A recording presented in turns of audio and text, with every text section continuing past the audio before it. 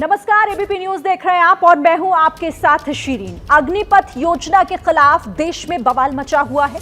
अग्निपथ को लेकर युवाओं के मन में कई तरह के सवाल उठ रहे हैं, जिन्हें दूर करने की कोशिश आज एक बार फिर सेना ने की। क्या इससे सवाल जो उठ रहे हैं लोगों के मन में और उसको लेकर जो बवाल हो रहा है वो थम जाएगा? इसी पर आज हम बड़ी चर्चा करेंगे अपने खास मेहमानों के साथ। सवाल ये है कि अग्निपथ पर सवाल या फिर बेवजह बवाल, इसी को हम तलाशने की कोशिश करेंगे। हमारे साथ कौन कौन से खास मेहमान जुड़े हुए हैं, मैं आपसे एक एक करके इन तमाम मेहमानों का परिचय करा देती हूं। हमारे साथ यहां पर आप देख रहे हैं मेजर जनरल AK श्रीवास्तव यहां मौजूद हैं स्टूडियो में मेरे साथ। इसके साथ ही हमारे साथ मेजर जनरल SVP सिंह को भी आप हमारे साथ देख रहे हैं। साथ ही हमारे साथ major general VK Datta sir भी हमारे साथ इस चर्चा में शामिल हो रहे हैं। और इसके साथ ही कर्नल US राठौर हमारे साथ आज भी होंगे। इस चर्चा में कई अहम सवाल उनसे भी हम जानने की कोशिश करेंगे। कर्नल संजीव भी हमारे साथ हैं, डिफेंस एक्सपर्ट, और मेजर जनरल, और हमारे साथ यहाँ पर कर्नल दानवीर, डिफेंस एक्सपर्ट, वो भी हमारे साथ मौजूद हैं। आप सभी का बहुत स्वागत है एबीपी न्यूज पर, क्योंकि आज ये सवाल जो उठ रहे हैं लोगों के मन में अग्निपथ को लेकर, इन तमाम सवालों को लेकर हमारे खास एक्सपर्ट्स क्या सोचते हैं और ये कैसे उन लोगों के मन में उठ रहे सवालों का जवाब देंगे। शुरुआत में AK श्रीवास्तव सर आप ही के साथ कर लेती हूँ। सबसे पहले तो मुझे ये बताइए कि हालांकि आज फिर से एक बार कोशिश सेना की ये रही प्रेस कॉन्फ्रेंस में कि सवालों का जवाब मिल जाए तमाम, लेकिन अभी भी लोगों के मन में कंफ्यूजन है। ये कंफ्यूजन क्यों बनी हुई है? हाँ, देखो, इसमें कोई शक नहीं कि गवर्नमेंट इस पॉलिसी को लेके आई थी। ये फॉरवर्ड लुकिंग पॉलिसी है, एक ये गेम चेंजर है, मगर इसके दो रीजन थे।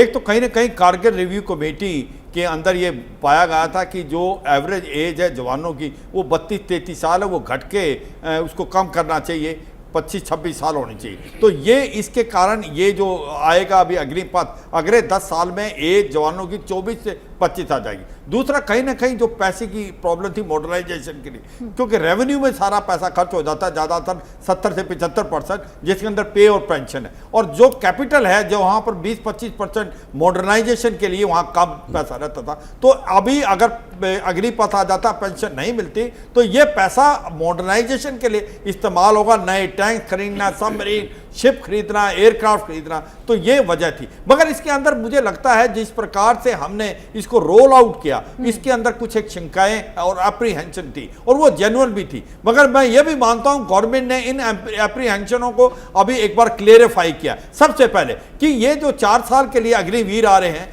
ये 4 साल के बाद इनका क्या होगा? ये बाहर जब इन्वायरमेंट में जाएंगे तो क्या इनको कोई जॉब मिलेगी या दर की इनको ठोकरें खानी पड़ेंगी? मगर ये सच्चाई है। अब इसको एक क्लेरिफिकेशन बहुत अच्छी तरह दिया, क्योंकि हमने पहले भी बोला, जो सजेशन वेटन ने दी कि इनको सेंट्रल आर्मड पुलिस फोर्स में आप लेटरली अब्जॉर्ब करें। ये ट्रेन है, मोटिवेटेड है, और जो CAPF को ट्रेनिंग में भी पैसा खर्च नहीं करना पड़ेगा। ये बात मानी है गवर्नमेंट ने और क्लेरिफाई किया है। इसको 10% CAPF में, फिर BSF में, या असम राइफल में, कोस्ट गार्ड में, PSU में। तो इसका मतलब कहीं ना कहीं एक विश्वास दिलाया है कि इनको बाहर जाने की जरूरत नहीं, इनको लेटरल ऑब्जर्वेशन कराया जाएगा। मैं कहता हूं इसके लिए एक फॉर्मल नोटिफिकेशन दे, जिससे कोई शक और सवाल ना रहे। दूसरी बात, जो एज बढ़ाई है अभी कि 2 साल से भर्ती नहीं हुई, तो अभी एट वन टाइम 21 से 23 कर दी। मेरा पॉइंट ये है कि 2 साल से भर्ती नहीं हुई तो कृपा करके पहली बार वैकेंसी भी बढ़ाए,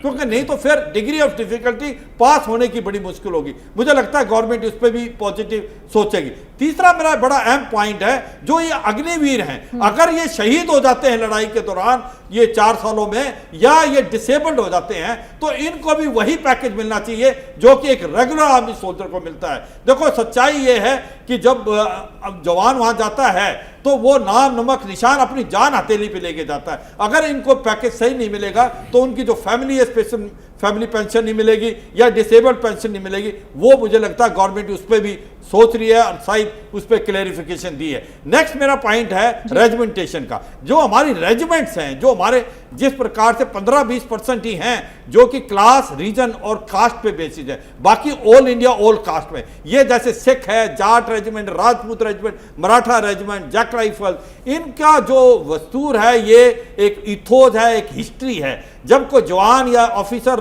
क्वार्टर गार्ड में आता है उसके रोंगटे खड़े हो जाते हैं जब वो अपनी हिस्ट्री को देखता है। मेरा गुजारिश है गवर्नमेंट से, इसको बरकरार रखें। ये 10 से 15% है, इनके अंदर जो अभी चल रहा है इनकी बनावट उसको रखें, क्योंकि ये आपका विनिंग फैक्टर है। इन्होंने लड़ाई के अंदर आपको जीत दिलाई है और जीत दिलाते रहेंगे। यही एक जो आप इन तमाम पॉइंट्स को गिना रहे हैं ना कर्नल दानवीर, आप तो मथुरा गए थे, लोगों से मिले, पूर्व सैनिकों से भी मिले और उन युवाओं से भी मिले जो नाखुश भी थे और कई इसके सपोर्ट में भी थे।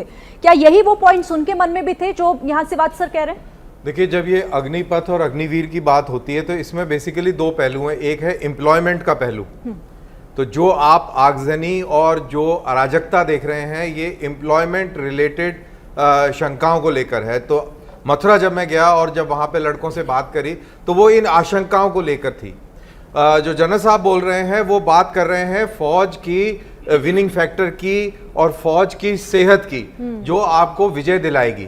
तो ये दो अलग अलग पहलू हैं, इन दोनों पहलुओं पे अलग अलग तौर पर विचार और डिबेट होना चाहिए। अनफॉर्चुनेटली आज की तारीख में सारी पॉलिटिकल पार्टी सारे मंचों पर बात हो रही है एम्प्लॉयमेंट को लेकर, लेकिन फौज के ऊपर इसका क्या असर पड़ेगा इसके ऊपर शायद अभी डिबेट उस स्तर पर शुरू नहीं हुआ है। राठौर सर, कल भी हम बात कर रहे थे, जो कहा ना कर्नल दानवीर ने, आपने भी कल ये पॉइंट उठाया था कि फौज पर इसका क्या असर होगा, शायद अभी हम उस पॉइंट ऑफ व्यू से सोच ही नहीं रहे इस दिशा में। देखिए, अग्निपथ स्कीम और ये अग्निवीर के ऊपर जो फोकस आज है वो सिर्फ ये फोकस है कि अग्निवीर का क्या होगा, उनको क्या मिलेगा क्या नहीं मिलेगा, उनके एम्प्लॉयमेंट की भी बात कोई नहीं सोच रहा। मेरा एक निवेदन है कि अग्निवीर जो हैं धीरे धीरे पूरी इंडियन आर्मी, नेवी, एयरफोर्स में आधी 50% आ जाएंगे। 50% आर्मी या नेवी या एयरफोर्स इन कॉन्ट्रैक्चुअल अग्निवीरों से स्टाफ्ड होगी। उस वक्त हमारी आर्म्ड फोर्सेस पर क्या असर पड़ेगा, उनकी ऑपरेशनल प्रिपेयर्डनेस पर, उस पर गंभीर विचार की जरूरत है। दूसरी बात मैं ये कहना चाहता हूँ कि भारतीय नौसेना, भारतीय वायुसेना जैसे जैसे वक्त गुजरेगा वो एक बात कहेंगे कि हम टेक्नोलॉजिकली डिपेंडेंट आर्म्स हैं, हमको सबमरीन चलानी है, हमको फला हवाई जहाज चलाना है, हमको एयर डिफेंस को देखना है, हमको ATC चलाना है वगैरह। हम 4 साल में वहाँ पर अफोर्ड नहीं कर सकते टर्नओवर। तो ये पूरा जो है बोझ पड़ने वाला है भारतीय सेना पर, और भारतीय सेना में भी पड़ेगा कॉम्बैट आर्म्स पर। Infantry, mechanised infantry, armoured corps, artillery, ये कॉम्बैट आर्म्स के ऊपर ये पड़ने वाला है। तो इसके ऊपर एक गंभीर चिंतन क्यों नहीं हो रहा है? आज भी जो आपने प्रेस कॉन्फ्रेंस की बात की उसमें साफ तौर से कहा गया कि ये जो 46,000 की वैकेंसी है इसमें आर्मी के, इन्होंने बोला, जनरल पुरी ने बोला कि हम इसमें विश्लेषण करेंगे और हम अपना इंफ्रास्ट्रक्चर बनाएंगे ताकि आगे आने वाले बैच लिए जाएं। विश्लेषण करेंगे और अपना आधारभूत ढांचे को ठीक करेंगे। इसके मतलब ये है क्या? ये है आपका पायलट प्रोजेक्ट।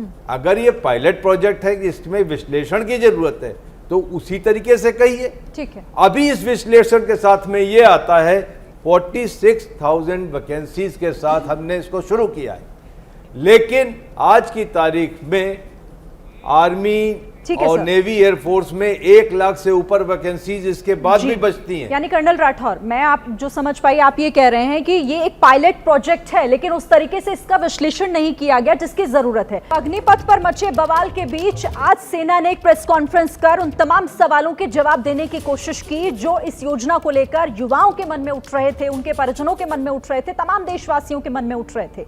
लेकिन इसके बाद अब सवाल ये उठता है कि क्या इसके बाद अब वो घमासान थम जाएगा, या अभी भी अग्निपथ योजना को लेकर कई सवाल बचे हुए हैं जिनका जवाब मिलना बाकी है? इन्हीं तमाम सवालों के साथ चर्चा को एक बार फिर से चलिए आगे बढ़ाते हैं। और जनरल सिंह सर, अब मैं आपसे समझना चाहूंगी, यहां पर यह कहा जा रहा है, सेना ने साफ कर दिया कि रोल बैक नहीं होगा, ये वापस नहीं ली जाएगी, लेकिन आपको लगता है, क्योंकि कई पूर्व सैनिक भी इसको लेकर सवाल उठा रहे हैं, जैसा कर्नल राठौर को भी आपने सुना, जरूरत थी कि इस पर थोड़ा और काम होता, बगैर होमवर्क किए क्या जल्दबाजी में लाया गया फैसला है? देखिए, जल्दबाजी में तो नहीं लाया गया है, बट अप्रोच जो है इसकी वो जरा क्वेश्चनेबल रही है। कैसे रही है कि चर्चा सरकार की और मिलिट्री की चलती रही 2-2.5 साल, और ये ओल्ड इशू था कि देखो 3-4 चीज़ें हैं जो कि बहुत अहम रहती हैं कि जब आप चेंजेस चाहते हैं क्या होता है।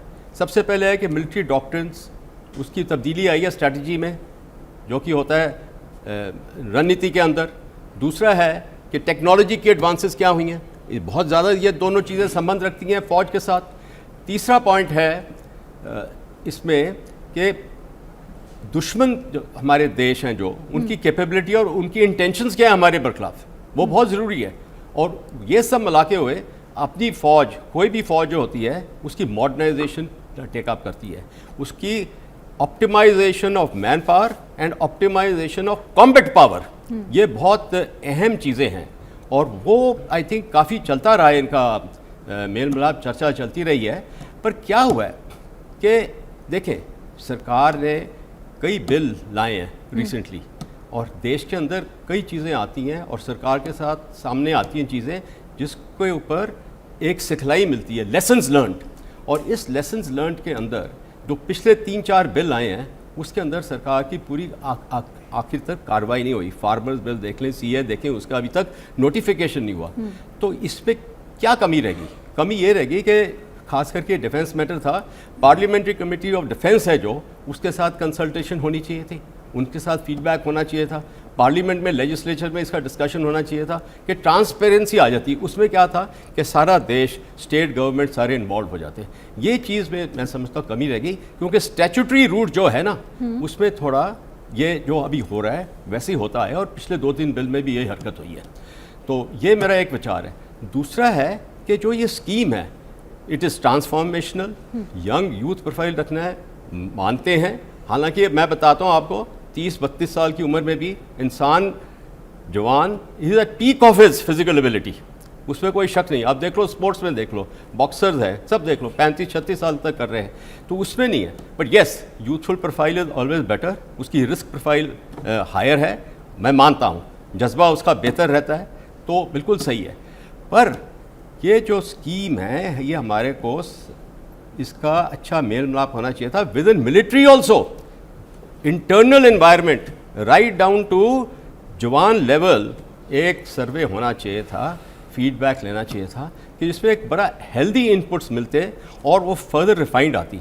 अभी क्या है, मैं समझता हूँ कि सरकार इस समय बहुत मैच्योरिटी दिखा रही है, विजडम दिखा रही है, बुद्धिमान सरकार मैं समझता हूँ कि जितना अभी ये प्रोटेस्ट हो गए बड़ा अनफॉर्चुनेट है, पर उन्होंने एकदम एक्शन लिया है। जैसे 23 साल की उम्र कर दी, जो कि 2 साल रिक्रूटमेंट नहीं हुई, वो बड़ा अच्छा स्टेप है। दूसरा, उन्होंने कुछ वैकेंसीज चंद एक दिनों में अनाउंस कर दी है, और ये बहुत खुशी की बात है, खास करके मिलिट्री इसके बारे में बहुत खुश होगी कि मैं बता रहा हूँ 1955 से शुरू हुआ था lateral employment of retiring serviceman जो थे हमारे, पर उसका कभी एक्शन नहीं हुआ। पैरामिलिट्री फोर्सेस, ये CAPF ने कभी एक्सेप्ट नहीं किया। अभी देखो गंभीरता का सामने आ गई है और एकदम एक्सेप्ट हुआ है 10%। और ये सवाल साहब ने बहुत सही पॉइंट बोला था, ये सब चीज़ों की जो आज अनाउंसमेंट हुई है प्रेस कॉन्फ्रेंस में, जिसमें additional secretary department of military affairs general Puri थे, हेड कर रहे थे वो कॉन्फ्रेंस, उसकी नोटिफिकेशन इज़ वेरी एसेंशियल, बहुत आवश्यक है वो नोटिफिकेशन, उसमें कॉन्फिडेंस आएगा। देखिए स्कीम में बहुत बहुत अच्छी चीज़ें हैं। देखिए 75% के अब हम कॉन्सेंट्रेट हो गए, हम जो यूनिफॉर्म्ड हैं, मेरी तो कॉन्सेंट्रेशन है मेरे 25% के ऊपर, कि उसको मैंने वो 25% का जो है वो कैसे उसको मैंने स्ट्रॉन्ग बनाना है। 25% मेरे पास आएगा। हम बोल रहे हैं कि ट्रेनिंग प्रोग्राम्स उनके कम किए गए। मैं सेंटर कमांडेंट रहा हूँ आर्टिलरी सेंटर का, नासिक रोड लार्जेस्ट सेंटर है for a single regimental arm, और वो समय पराक्रम के टाइम है, जबकि लड़ाई का मैदान था, उस समय लड़ाई की हालात थी पाकिस्तान के साथ, और हमारी आर्टिलरी में बहुत ज़्यादा कॉम्बैट पावर की मैन डेफिशिएंसी थी, मेजर डेफिशिएंसी थी, 15 से 20%। हमने ट्रंकेटेड ट्रेनिंग की थी उस समय, और वो ट्रंकेटेड ट्रेनिंग में रिक्रूट्स जो गए थे यूनिटों में, बहुत अच्छा फीडबैक आया था उनका कि उनकी ट्रेनिंग बड़ी अच्छी थी। हम भी उसके बारे कॉन्शियस थे कि हमने अच्छे से अच्छे रिक्रूट भेजने हैं, तो ये सब हो जाएगा। ट्रंकेटेड ट्रेनिंग कुछ नहीं है। हमारी जो मिलिट्री है, हमारे जो पलटने हैं, हमारे यूनिट कमांडर, सब unit commanders, company commander, squadron commander, battery commanders बड़े अव्वल दर्जे के हैं। देखो पिछली लड़ाइयों को देखो, कारगिल वॉर देखो, 71 की वॉर देखो, 65 की वॉर देखो, हमने बहुत कितना टॉप परफॉर्मेंस रहा है हमारा। तो इसमें मुझे कोई शक नहीं कि हमारे जो ये कमांडर्स हैं ये यूनिट के अंदर तो फर्स्ट क्लास कर देंगे। 75% है, इसमें सरकार की जिम्मेवारी है। आज एक कॉन्फ्रेंस में मुझे ऐसे लगा है कि मिलिट्री की जिम्मेवारी दी जा रही है कि हम बता रहे हैं कि उनका क्या करना है। इसमें सरकार का एक नुमाइंदा हाजिर होना चाहिए। मान रहे हैं यानी कि जनरल सिंह की इस पूरे मामले पर इसमें थोड़ी क्लैरिटी और आने की जरूरत है। ठीक है, जनरल दत्ता से मैं पूछूं, लेकिन आप कुछ कहना चाह रहे हैं, फिर जनरल दत्ता आपके पास। देखो मैं जनरल साहब से बिल्कुल एग्री हूँ, और मैं ये पॉइंट जो आता है पायलट प्रोजेक्ट, मुझे लगता है कि ये जो पहले 4 साल है इसको पायलट प्रोजेक्ट की तरह चलाएं, क्योंकि ये 4 साल के लिए अग्निवीर आते हैं, और इसमें जो कमी और खामियां आती रहे उसको दूर करते रहे, क्योंकि एक नया पहलू है, नई चीज़ आई है, ये इंपॉर्टेंट है, इसको हम ऐसे चलाएं। और दूसरी बात, ये जो करें ना फॉर्मल नोटिफिकेशन क्यों जरूरत है, क्योंकि कहीं ना कहीं अनाउंस तो कर दिया, सेंट्रल आर्मड पुलिस फोर्स वगैरह में भी अभी रिजर्वेशन है, और ये कहीं ने सुप्रीम कोर्ट का हुक्म है 50% से ज़्यादा रिजर्वेशन नहीं हो सकती। तो इसके ऊपर एक मंथन करना पड़ेगा, कितना कौन ले सकता है, CRPF, BSF, ITBP, Assam rifle, ये इतना आसान काम नहीं है। मगर ये बिल्कुल ठीक है, गवर्नमेंट पॉजिटिव है, गवर्नमेंट चाहती है इनको लेटरल ऑब्जेक्शन किया जाए, और वो जो एक आशंका थी वो उसको दूर करना चाहते हैं। इसको आप अच्छी तरीके से डिस्कस करें और करें, क्योंकि ये एक जो पॉइंट था लोगों का, देखो ये सोचने की कोशिश भी करो कि मैं टेरिटोरियल आर्मी का हेड था, और वहाँ पर जो लोग 2 महीने के लिए आते हैं और 10 महीने वो करते हैं सिविल में जो काम कर रहे हैं या फ्रूटफुली एम्प्लॉयड हैं। पहली बात तो कोई सिविल में काम नहीं कर रहा, सब गाँव से आते हैं, वो एक सर्टिफिकेट देते हैं, हम फार्मिंग करते हैं। तो जो वो आते हैं 2 महीने के लिए, 10 महीने उनके पास कोई काम नहीं। कहने का मतलब ये है कि ये सोचो कि ये 12वीं की डिग्री और कोई स्किल सर्टिफिकेट लेके इनको कोई कॉर्पोरेट वर्ल्ड जॉब दे देगा, वो मुझे लगता नहीं, क्योंकि उनकी रिक्वायरमेंट, उनका एक्सपीरियंस बहुत अलग है। तो लेटरल ऑब्जेक्शन इज सॉल्यूशन। बिल्कुल जनरल दत्ता, ये युवाओं, हम कह रहे हैं ना कि आज सेना ने कहा कि जोश प्लस होश इज इक्वल टू अग्निवीर, लेकिन ये वही अग्निवीर हैं जो ये 4 साल को नहीं समझ पा रहे कि ये 4 साल का पेच क्यों फंसाया गया। अभी ऐसा है कि इस चीज़ को आपको एक वाइडर पर्सपेक्टिव में देखना पड़ेगा। 3 objective at the national level, मुल्क क्या चाहता है। हिंदुस्तान आज के दिन में चाहता है कि हमारी एक मॉडर्न एफिशिएंट फाइटिंग फोर्स हो, जो हाईली ट्रेंड हो, उसके पास क्वालिटी इक्विपमेंट हो, और आज का जो जियो पॉलिटिक्स है, चाइना, पाकिस्तान और जो भी हमारे समुद्री इलाके हैं या हमारी हवाई एरिया, जो हमारा एयर का जो डोमेन है, उसके अंदर हम हावी रहें अपने दुश्मनों के ऊपर, जियो पॉलिटिक्स। ठीक है, अभी इस चीज़ को मद्देनजर रखते हुए हमको ये भी देखना है कि हमारी फोर्स इकोनॉमिकली वायबल हो, कि हम उसको सपोर्ट कर पाएँ, उसका क्वालिटी इक्विपमेंट खरीद पाएँ। तो यह है objective at the national level, कि हमें एक तगड़ी फौज चाहिए, मॉडर्न फौज चाहिए, आज के माहौल के मुताबिक चाहिए, ताकि हम अपने दुश्मनों को निपट पाएं। दूसरा ऑर्गेनाइजेशनल ऑब्जेक्टिव, फौज, आर्मी, नेवी, एयरफोर्स, हमारा क्या ऑब्जेक्टिव है साहब, हमें एक यंग प्रोफाइल मिले, ठीक है, मोटिवेटेड मिले, और हमारा रेवेन्यू एक्सपेंडिचर कम हो, हमारा जो कैपिटल एक्सपेंडिचर हम उसको खर्चा कर पे बढ़िया इक्विपमेंट। ये यंग फौज का मतलब क्या हो, मैं समझूंगी। तो जोश प्लस होश यानी कि अग्निवीर, सेना ने आज अपनी प्रेस कॉन्फ्रेंस में कहा, और इन्हीं अग्निवीरों की अब जरूरत है सेना को, क्योंकि हम एक यंग फौज बनाना चाहते हैं। लेकिन क्यों आखिर ये बात युवाओं को समझ नहीं आ रही है, इसी पर हम बात कर रहे हैं। अब बिना, क्योंकि ब्रेक से पहले दत्ता सर आप अपनी बात पूरा करना चाह रहे थे, आप वो तमाम पॉइंट्स पर बात। हाँ जी, तो मैं बता रहा था कि ऑर्गेनाइजेशनल ऑब्जेक्टिव, कि हमें यंग फौज चाहिए, मोटिवेटेड चाहिए, हमको रेवेन्यू एक्सपेंडिचर कम हो, हम ज़्यादा मॉडर्न इक्विपमेंट खरीद पाएँ, और हमको यंग प्रोफाइल क्यों चाहिए। कारगिल के युद्ध के दौरान जब आपको पहाड़ के ऊपर हमला करना था तो आपको उस पहाड़ में हाई एल्टीट्यूड में यंग ब्लड चाहिए था ताकि आप जाके उस हाइट में लड़ पाएं। गलवान में चाइनीज़ के साथ में, जहाँ पर उस हाई एल्टीट्यूड में जहाँ गुत्तम गुत्ता की लड़ाई, जिसको बोलते हैं कि वो आप छोड़ दीजिए, आप चले गए पुराने टाइम में जहाँ पर क्लब के साथ लड़ाई कर रहे हैं, तो आपको यंग प्रोफाइल चाहिए जो उसको सहन कर पाए, उस माहौल को, उस लड़ाई को। वहाँ पर जो 35 साल से ऊपर का आदमी है उसको थोड़ा प्रॉब्लम हो जाता है फिजिकल फिटनेस में। तो ये यंग प्रोफाइल का मतलब है, अगर आप एवरेज लेंगे एक यूनिट की, कोई 35 साल का, कोई 40 साल का, कोई 20 साल का है, तो हम चाहते हैं यंग प्रोफाइल 25 साल की हो जाए। तो ये तो हो गया आपका ऑर्गेनाइजेशन, जो हम चाहते हैं कि मॉडर्न लोग हों, टेक्निकली क्वालिफाइड हों, मोटिवेटेड हों और जज्बा हो उनके अंदर लड़ने का जज्बा। पैसा कमाने के लिए नहीं, पैसा कमाने के लिए फौज नहीं है। अगर आपने पैसा कमाना, बिजनेस करें, कहीं भी जाएं, आपको जज्बे वाले लोग चाहिए जिनके दिल में कोई आग है, कुछ करना चाहते हैं। अभी आ जाइए सब यूथ एस्पिरेशन, सब मैं भर्ती होना चाहता हूँ, मेरे को क्या मिलेगा, मैं 4 साल के बाद मेरा क्या होने वाला है, इसको बोलते हैं यूथ एस्पिरेशन। और ये यूथ एस्पिरेशन है जिसके कारण ये आप स्टेशन जलाए जा रहे हैं, ट्रेनें जलाई जा रही हैं, भ्रम पैदा किया जा रहा है।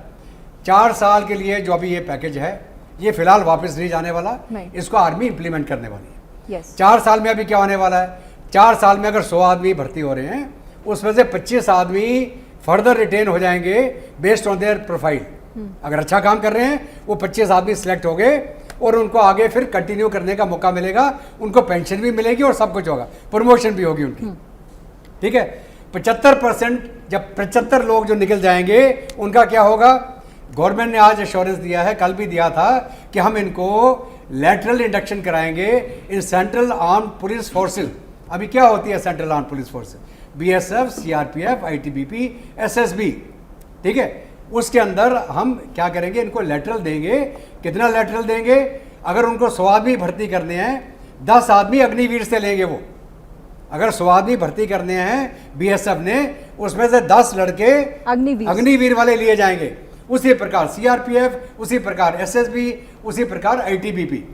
ठीक है, इसके अलावा जो इनको पैकेज मिलना था पे का 11,71,000 का, उसके अलावा कोई 11 साढ़े 11 लाख की इनको पे मिली थी 4 साल में। फौज के अंदर खाना पीना फ्री है, दवाई फ्री है, दारू की मैं बात नहीं करूँगा, वो तो पेमेंट भी मिलती है। तो कहने का मतलब ये है कि इन लड़कों को 4 साल में कोई खर्चा नहीं है, ये ज़्यादातर पैसा बचाएंगे। सवाई जब छुट्टी जाए, कोई मोबाइल खरीद लेगा, घड़ी खरीद लेगा, नए कपड़े खरीद लेगा, जूते नए खरीद लेगा, उसके अलावा क्या करेगा। तो अभी ये जो यंगस्टर है, अगर 17 साल में आ गया, 21 साल में, उसके पास कम से कम नहीं तो 20-22 लाख बचा के जाएगा वो।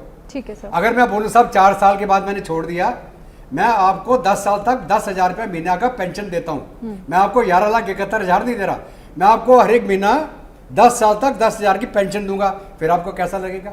अब ये तो बहुत बढ़िया स्कीम है, 4 साल नौकरी करी, 10 साल मेरे को पेंशन मिल रही है, और उसके बाद मैं तुमको लेटरली भी ले रहा हूँ।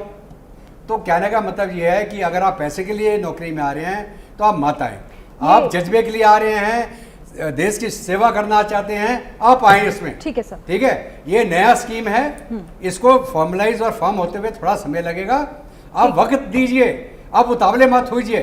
गवर्नमेंट का दिमाग काम करता है, आर्मी का दिमाग काम करता है, अगर कोई मुश्किलात आएगी तो हम उसको अमेंड करेंगे।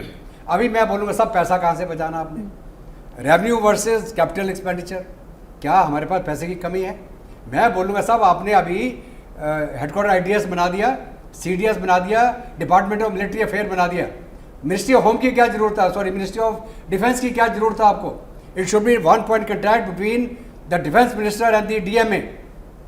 हटाइए आप उनको, आप MES सर्विसेज है, सिविल एरिया में जो अपनी जो सिविल कैंटोनमेंट्स हैं वो CPWD को दे दीजिए। आप हजारों की तादाद में, लाखों की तादाद में आपके पास डिफेंस बजट बच जाएगा आज।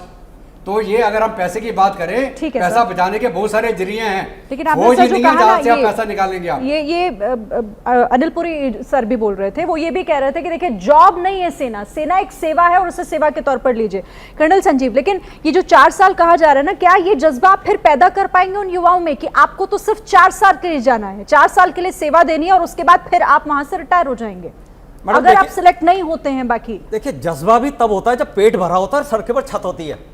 कोई अगर आप किसी को बोलो कि भूखे पेट, there is a very famous saying, army marches on stomach, ये नेपोलियन ने कही थी। जब आप उसका पेट भर के रहोगे ना, आप ये देखिए 17.5 साल की उम्र के अंदर मैं आ रहा हूं और मेरे को कहा जा रहा है कि मैं 22 साल के बाद आई विल बी, मेरे पास शायद नौकरी ना हो। क्या गवर्नमेंट इसको मेरे जो लेटर ऑफ एम्प्लॉयमेंट है उसके ऊपर लिख के दे रही है कि आपको जब आप बाहर जाओगे 4 साल के बाद you will get a package which you were last drawing, उतना आपको पैकेज दिया जाएगा and you will be laterally engage. कहीं पे भी करो, आप कह रहे हो कॉर्पोरेट में करो, क्या मैं अदानी और अंबानी का नौकर बनने आ रहा हूं? Army not to train those people, उनके लिए ट्रेनिंग नहीं कर रहे हम लोग। सीएपीएफ में आप 1959 से हो रखा है कि ये सीएपीएफ में लेटरल इंडक्शन होगा। आज की तारीख में आप मेरे को बता दिए कितने लोगों को लेटरल इंडक्शन किया गया है? 4 साल के बाद जब वो निकलेगा, कहां पे सर्टेनिटी है कि उसको नौकरी मिलेगी? 1 सेकंड, आपको ये कहना कि जी आर्मी के लिए, जज्बा के लिए आप आइए और वो करिए, प्लीज ये चीजें बहुत अच्छी लगती हैं टीवी पे कहने पे और बुक्स के अंदर लिखने में, बट जब ऑन ग्राउंड हमारा कहां से आ रहा है बंदा? रूरल एरिया से आ रहा है। क्यों आ रहा है? क्योंकि उसके बाद इतनी खेती नहीं है कि वो अपना और अपनी फैमिली का पेट भर सके, वो इसलिए नौकरी करने वापस आ रहा है।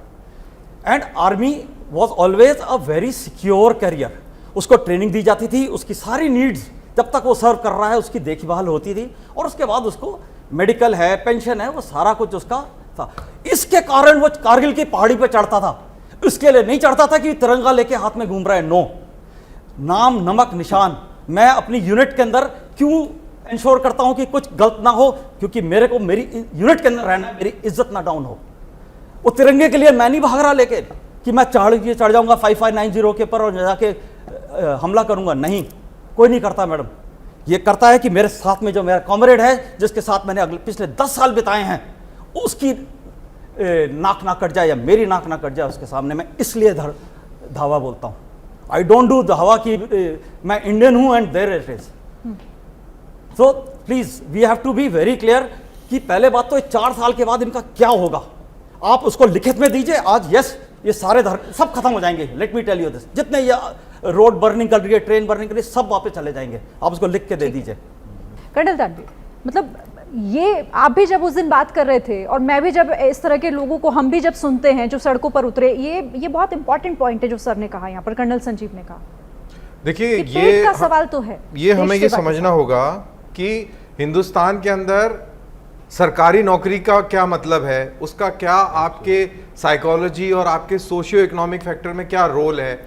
अब आप सरकारी नौकरी की जब बात करते हैं तो उसके अंदर एक पेंशन, एक सिक्योरिटी और बहुत सारी चीजें मिलाकर देखते हैं। तो जब आपके उस पूरे सिक्योरिटी इशू के ऊपर एक प्रहार सा ऐसा लगा, या ये कह लें कि जो ये नई स्कीम आई है, इससे लोगों को लगा कि हमारा जो एक हक था वो सरकार ने छीन लिया है, और उससे ये जो आप अराजकता देख रहे हैं, आगजनी की केसेस देख रहे हैं, ये बेसिकली एक उस तरीके का एक इनसिक्योरिटी की वजह से ये काम हुआ लगता है।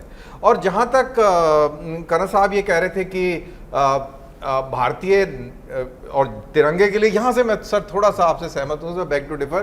ऐसी बात नहीं है, तिरंगा और देश के लिए बिल्कुल लड़ते हैं हम लोग, इसमें कोई दो राय नहीं है। लेकिन हमारे लिए बाकी चीज़ें, जैसे इमीडिएट जो चीज़ें होती हैं, वो पलटन का नाम, रेजिमेंट का नाम, मेरा साथी जो सर बता रहे थे, वो सब कुछ रहता है। लेकिन भारतीय होने की का एक बहुत बड़ा मोटिवेशन भी होता है, ये नहीं कहना चाहिए कि नहीं होता है। सिंह सर कुछ कहना चाह रहे थे। हाँ, फिर उसके बाद आपके पास आते हैं। हाँ जी, ये जो अपनी ये स्कीम है, ये एक मैनेजमेंट ऑफ चेंज जो लगाई गई है, ट्रांसफॉर्मेशनल इसलिए बोला जा रहा है।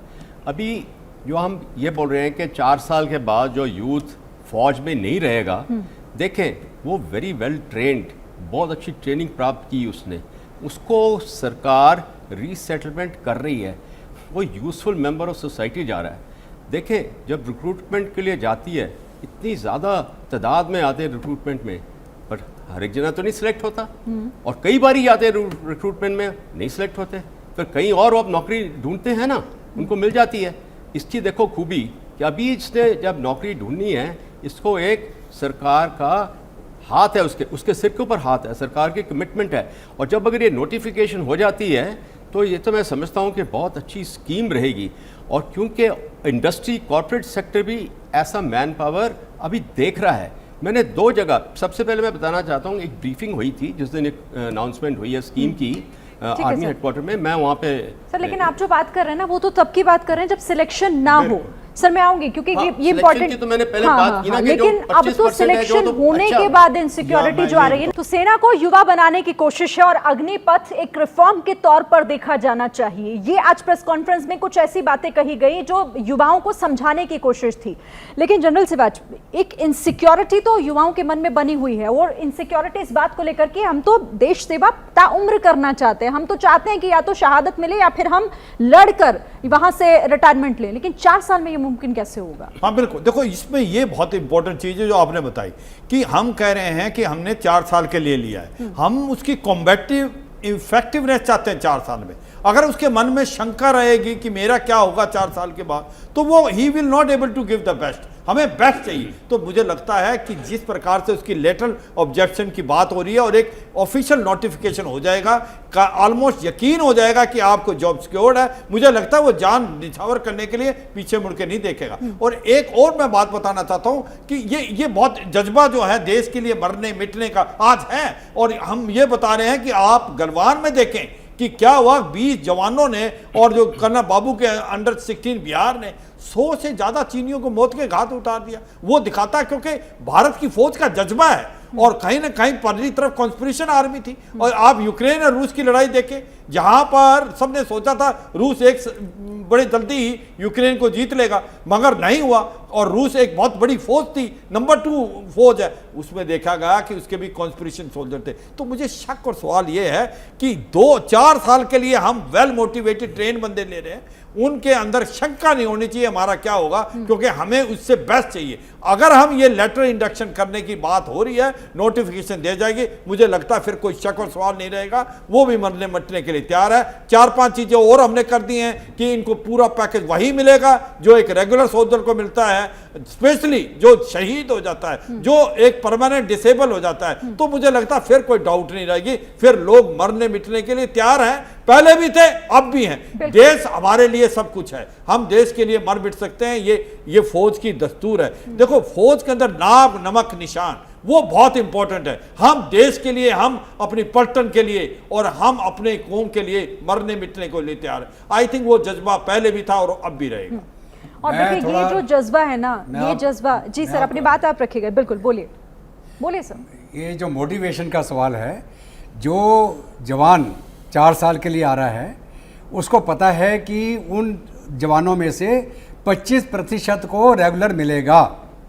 वो हर एक जवान जो आएगा 4 साल के लिए वो अपना जी जान लगा देगा अपने आप को प्रूव करने के लिए अपने कमांडिंग अफसर को कि मैं तगड़ा आदमी हूँ, मैं दूसरे से तगड़ा हूँ, और वो उसको प्रूव करेगा। और आपको उस 4 साल में डेडिकेटेड और मोटिवेटेड लोग मिलेंगे जो कुछ प्रूव करने के लिए काम कर रहे हैं। वो ये नहीं सोचेगा मेरा 4 साल के बाद क्या होगा। मैं आपको उदाहरण देता हूँ, मैं शॉर्ट सर्विस कमीशन में भर्ती हुआ। कमीशन मतलब 19 साल 10 महीने की उम्र में मैं सेकंड लेफ्टिनेंट बन गया। 1 साल की उम्र में 71 की लड़ाई लड़ी, ट्रुप्स को लीड किया ऑपरेशन में। तो कोई बोलता था भाई तो अनट्रेंड है, तो 1 साल की नौकरी है इसके, ये तो शॉर्ट सर्विस कमीशन है। 5 साल मेरे दिमाग में कभी आया नहीं कि मैं शॉर्ट सर्विस हूँ। मैंने अपना दिल लगा के काम किया, अपने को रेगुलर से बेहतर प्रूव करने का कोशिश किया और कर भी दिया। मैं मेजर जनरल रिटायर हुआ, 6 अवार्ड है मेरे, 3 गैलेंट्री अवार्ड हैं। बहुत कम लोग हैं इस फौज के अंदर जिनके पास इतने अवार्ड होंगे। शॉर्ट सर्विस कमीशन, मैं आपको वो जज्बा बता रहा हूँ। ये लोग जो आएंगे अग्निवीर में, ये अपने को प्रूव करेंगे, एक के ऊपर एक इनकी कंपटीशन होगी और एक कमांडिंग अफसर को मोटिवेटेड लोड मिलेगा।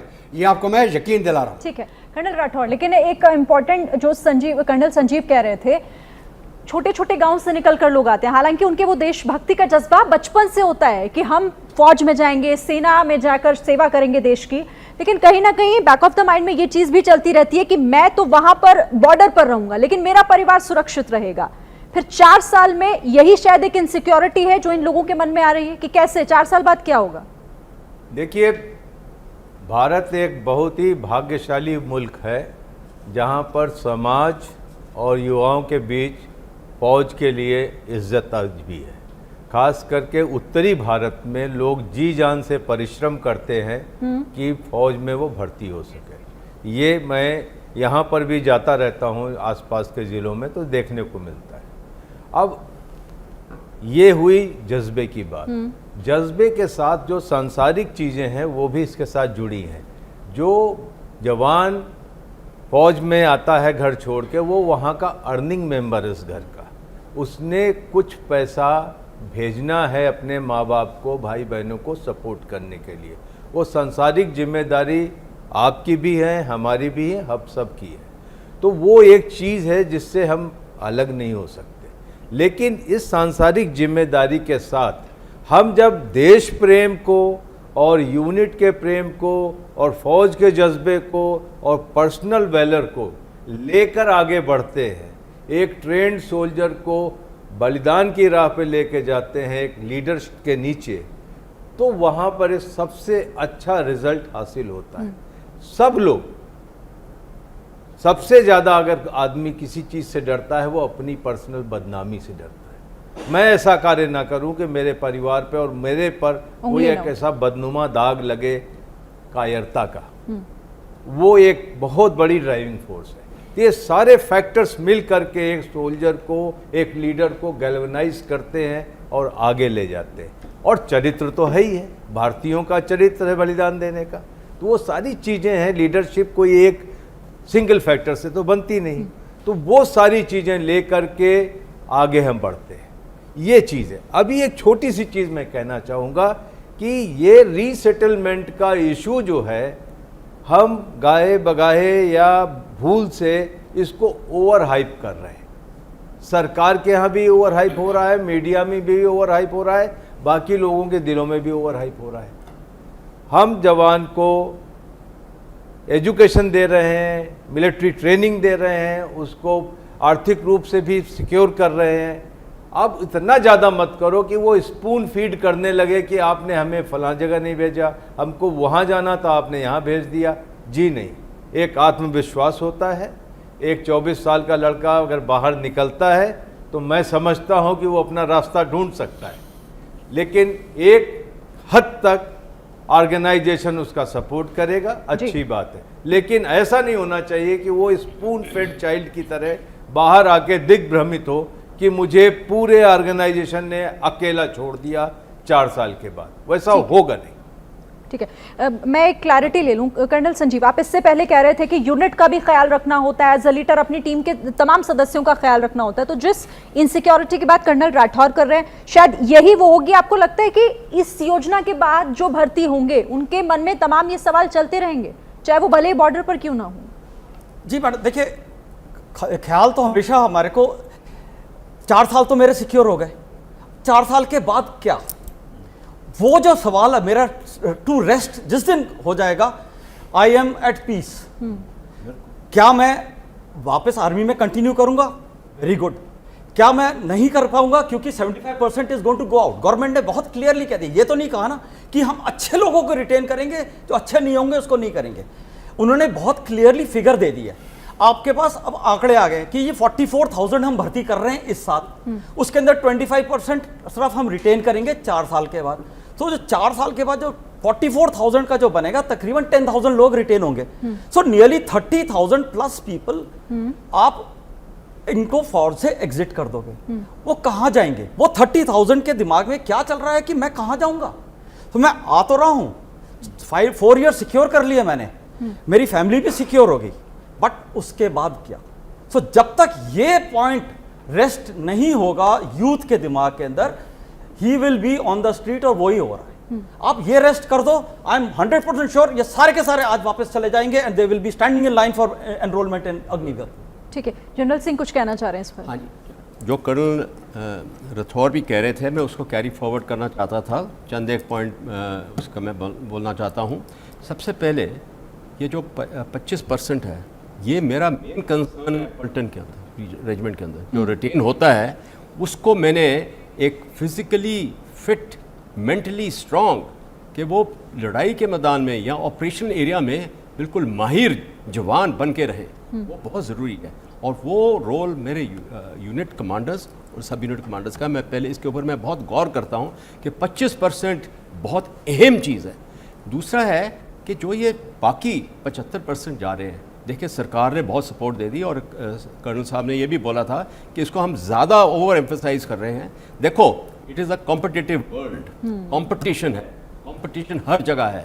तो ये जो जबान बाहर जाएगा well disciplined example to the nation, वो अपनी कंपटीशन में भी तो अपीयर होगा, करेगा। अभी सरकार उसको गारंटी दे दे और वो सोता रहे, नहीं, उसको अपनी मेहनत करनी है, कंपटीशन में उसको जीतना है। तीसरा मैं एक और पॉइंट पर बोलना चाहता हूँ कि जो वैकेंसीज, ये पहले जिक्र हुआ था इसका कि 1 लाख से ज़्यादा हमारे पास वैकेंसीज पड़ी हैं फौज में जवानों की।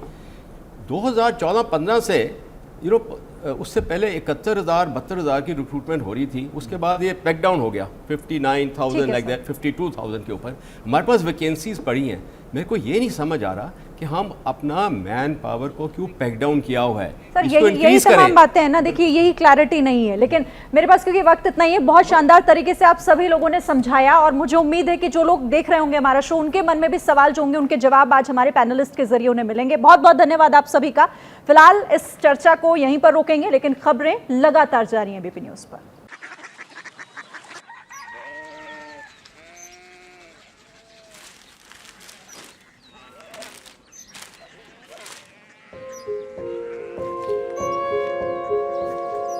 बाबा बाबा कोरिया सिटी जानी ना।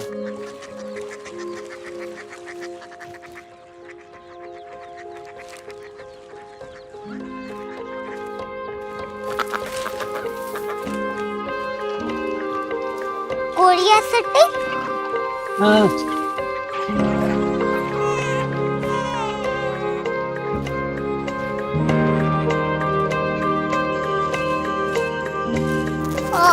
कोरिया सिटी कहाँ पे है? शहर अंग्रेजी लगे हैं।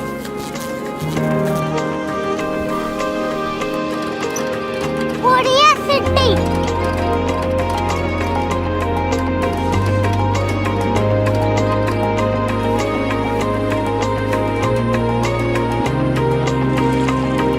वो बहुत दूर है।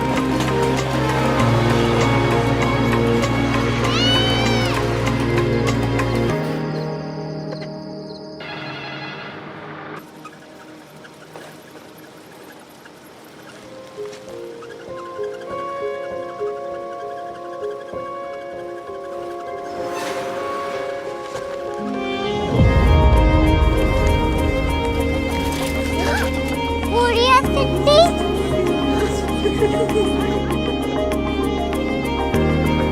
दुनिया कुछ लोग बड़े होते हैं। कोरिया सिटी कहाँ है? प्रोफेसर साहब को पता होगा। हो, ये छोटा वाला ग्लोब लगता है और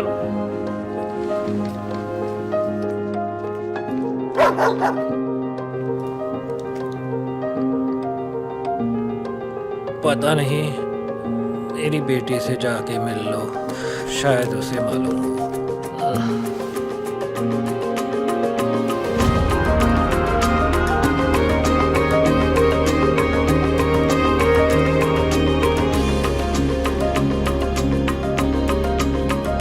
हाय,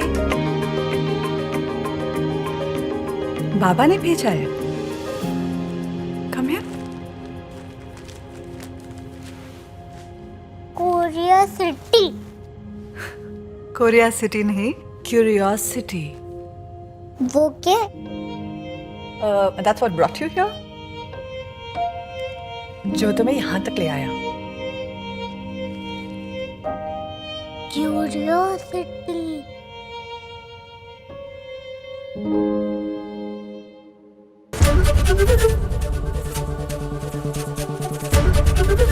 एबीपी न्यूज आपको रखे आगे।